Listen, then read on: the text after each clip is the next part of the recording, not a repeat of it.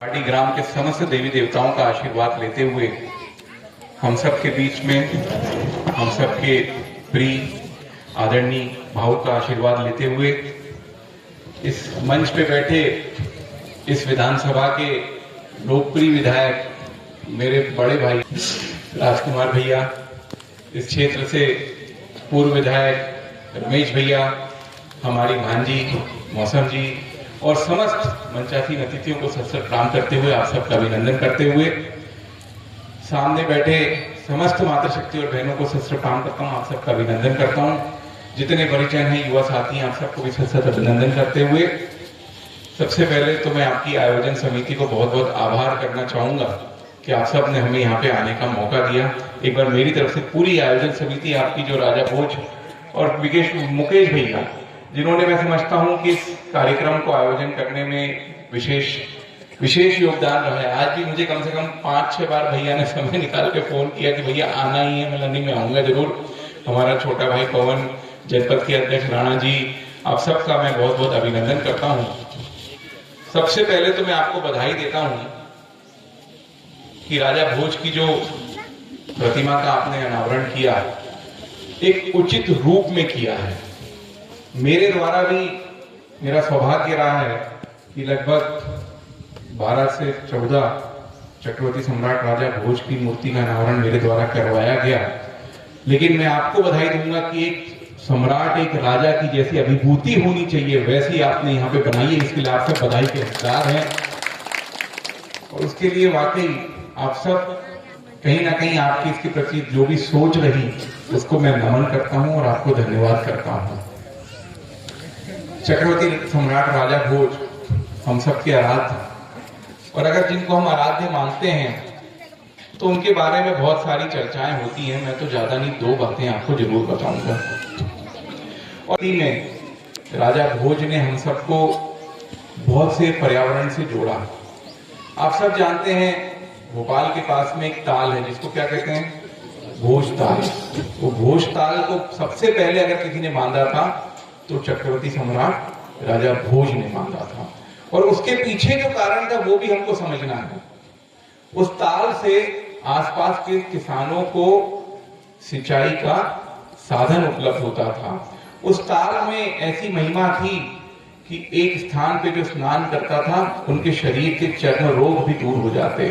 तो ऐसी प्रतिभा, ऐसा आशीर्वाद जिन पे था, ऐसे महाप्रतापी राजा भोज के हम सब वंशज, उनको अपना अग्रणी मानने वाले, तो मैं समझता हूं कि हम जब कार्य करें तो ऐसा करें जो सबके हित में हो।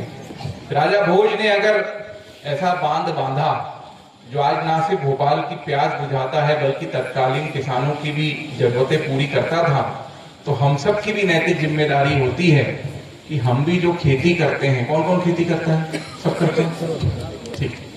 तो हम भी जब खेती करते हैं तो पानी का हम उचित उपयोग करें, और हमारी खेती में पानी की सुविधा जरूर होनी चाहिए। ऐसी हम सबकी भूमिका है, और इसके लिए मैं समझता हूं यहाँ तो पानी की सुविधा है, तो आप सब सौभाग्यशाली हैं। अब राजा भोज के वंशज हो तो कहीं ना कहीं सौभाग्य आपका बढ़ गया। लेकिन जहां ये सुविधाएं नहीं है वहां हमारी जिम्मेदारी है, नैतिक जिम्मेदारी है कि ये सुविधाएं हम सभी को उपलब्ध कराएं। और ये हम सबके साथ साथ हमारे राजकुमार भैया और सभी जनप्रतिनिधियों की ज्यादा जिम्मेदारी रहती है। तो चूंकि राजकुमार भैया आज यहाँ आए हैं तो मैं यही निवेदन करूंगा, जिन जिन गाँव में ये सुविधा उपलब्ध नहीं हो तो राजा भोज का आशीर्वाद लेते हुए आप वो सभी ग्रामों में सुविधा उपलब्ध कराएंगे। जरा जोरदार तालियां होनी चाहिए आपके साथ विधायक जी। साथ ही साथ दीदी भी एक बात कह रही थी, उसी को मैं थोड़ा आगे बढ़ाऊंगा। अपने धर्म के प्रति हमें सचेत होना चाहिए। कैसे होना चाहिए?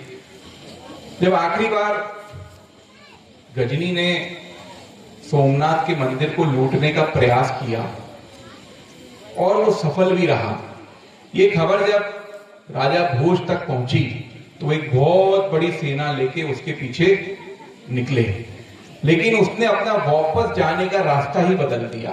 जिस रास्ते से आया था उस रास्ते से जाने की उसकी हिम्मत नहीं हुई। उसने वो रेगिस्तान वाला कठिन रास्ता ले लिया, सिंध होते हुए, जहां उसके ऊपर अनेक प्रकार के हमले हो सकते थे, वो रास्ता उसने चुन लिया, लेकिन राजा भोज का सामने करने की उसकी हिम्मत नहीं थी।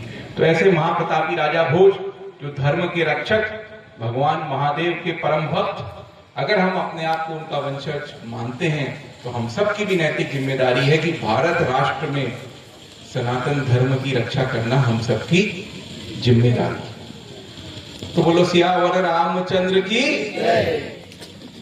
उमापति महादेव की। तो यही निवेदन करते हुए एक बात और बताऊंगा। दीदी ने एक बात बोली थी, उसको थोड़ा आगे बढ़ा देता हूं।